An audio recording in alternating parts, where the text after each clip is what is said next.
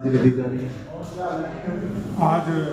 भारत रत्न श्रद्धेय अटल बिहारी वाजपेयी जी की 100वीं जन्म शताब्दी, इस अवसर पर पूरे देश की पार्टी की ओर से भी और प्रशासन शासन की ओर से भी माननीय अटल बिहारी वाजपेयी जी को पुष्पांजलि श्रद्धांजलि अर्पित की जा रही है। माननीय अटल जी हमारे लिए भारतीय राजनीति में और विश्व के सबसे बड़े लोकतंत्र को स्थापित करने में उनकी अहम भूमिका रही।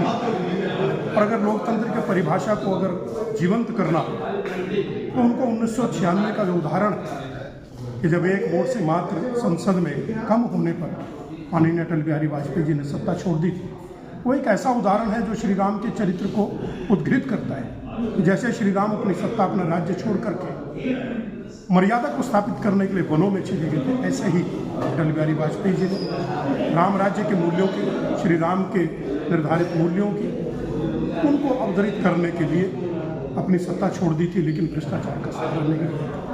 वो भारत माँ के एक ऐसे सपूत थे जिन्होंने भारत को एक नई परिभाषा, उन्होंने कहा कि भारत की धरती मात्र एक जमीन का टुकड़ा नहीं है, राष्ट्र पुरुष है। ये भूमि अर्पण की भूमि है, तर्पण की भूमि है, वंदन की भूमि है, अभिनंदन की भूमि है। इसका कण कण शंकर है, इसकी बूंद बूंद गंगा जल है। ऐसे जो परिभाषा उन्होंने भारतवर्ष को दी, उन्होंने कहा कि भारत जो है पूजनीय है, वंदनीय है और ये धरती देवयोग से बनी हुई धरती है और इस पर आना ही मेरा जीवन सफल हो गया। वो कहते थे कि भारत में जन्म लेना और हिंदू होना मेरे लिए गर्व की बात है।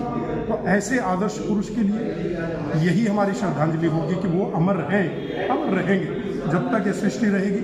इस देश में, इस विश्व में अटल बिहारी वाजपेयी जी को 100वीं जयंती मनाई जा रही है। आज 100वीं जयंती है, 100वां जन्म दिवस है उनका। ऐसे कई सौ वर्षों तक सुशासन दिवस के रूप में, तो सुशासन के रूप में इसीलिए मनाया जाता है कि अटल जी ने अपने कार्यकाल में जो प्रधानमंत्री रहे 13 दिन के लिए रहे, उसके बाद पूरे 5 साल उन्होंने संसद में उन्होंने ऐसी व्यवस्था स्थापित की कि उन्होंने संसद में भी कहा, उन्होंने संसद से बाहर भी कहा, सड़कों पर भी कहा, मंचों पर भी कहा कि भारत एक ऐसा राष्ट्र है जो इस विश्व को गुरु के रूप में स्थापित होकर के विश्व में विश्व शांति के लिए, विश्व कल्याण के लिए काम करता रहेगा, करता रहा है। उनकी सरकार जब गिरती थी तो तब उन्होंने कुछ शब्द कहे थे कि उन्होंने सरकार गिरते समय कहा था कि मैं राम का उपासक हूँ और अगर भ्रष्टाचार के माध्यम से दल बदल के कारण से सरकार बनाने की इच्छा हो तो ऐसी सरकार को मैं चिमटे से छूना भी पसंद नहीं करूँगा। और उन्होंने त्यागपत्र दे दिया था और विपक्ष में बैठना स्वीकार कर लिया था। बड़े आदर्शवादी पुरुष थे।